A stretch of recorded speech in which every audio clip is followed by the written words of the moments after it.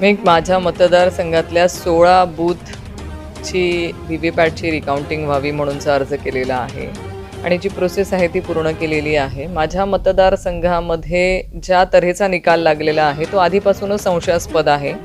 मी याआधी पण बोलले आहे की माझ्या मतदारसंघामध्ये निकालाच्या 2 दिवस आधी एक यादी सोशल मीडियावरती फिरत होती आणि ज्या यादीमध्ये समोरच्या उमेदवाराच्या लोकांनी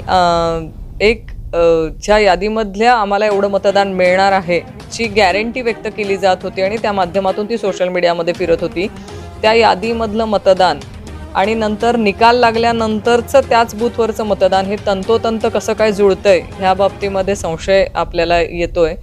कारण जिथे फक्त 5-10 मतं इकडे तिकडे जर पकडलीत आपण तर प्रत्येक बूथवरती जो त्या लोकांनी अंदाज व्यक्त केलेला तसाच निकाल माझ्या प्रत्येक बूथवरती लागलेला मला बघायला मिळाला आहे. हे संशयास्पद आहे.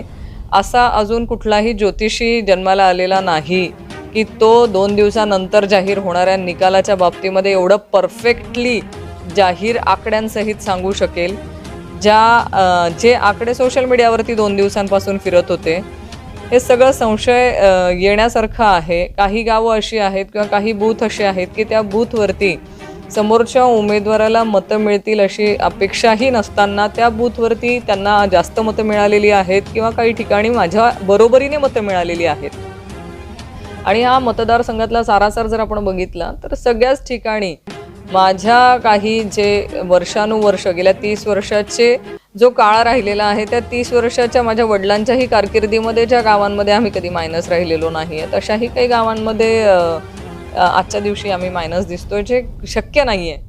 लोक कुठली लाट आली किंवा कुठलं योजना आली म्हणून लोक बदलत नाहीत. लोकांचा एक भावनिक आपल्याबरोबरचं जे जोडलं गेलेलं नातं असतं ते नातं कुणीही एवढ्या लवकर तोडत नाही. पण जे समोरच्यांकडनं सांगितलं जाते लाडकी बहीण असेल किंवा इतर योजना असतील, माझा त्यावर विश्वास नाही.